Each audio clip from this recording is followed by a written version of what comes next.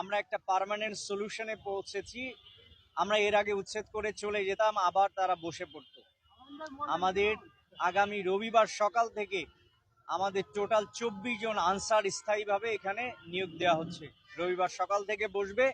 তো আমাদের আজকে থেকে রবিবার পর্যন্ত কন্টিনিউয়াসলি এই উচ্ছেদ অভিযানটি চলবে।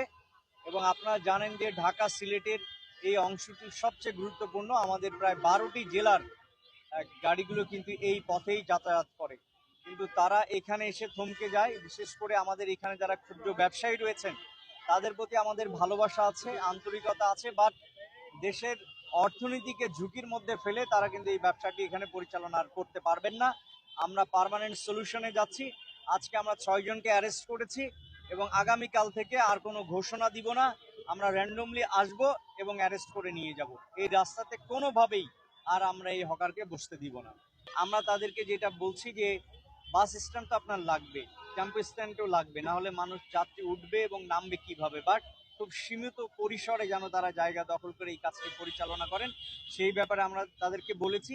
এটি যদি না মানেন, কালকে থেকে আমাদের র্যান্ডম এখানে মোবাইল কোর্ট হবে, আমরা শাস্তির আওতায় নিয়ে আসবো। এইখানে আপনারা যারা সাংবাদিকতা করেন, আমি বলবো সব সময় নিরপেক্ষ দৃষ্টিভঙ্গিতে চিন্তা করতে হবে। আমি এখানে এসেই দাঁড়িয়ে বলেছি যে এই গাড়িগুলো কেন দাঁড়িয়ে আছে।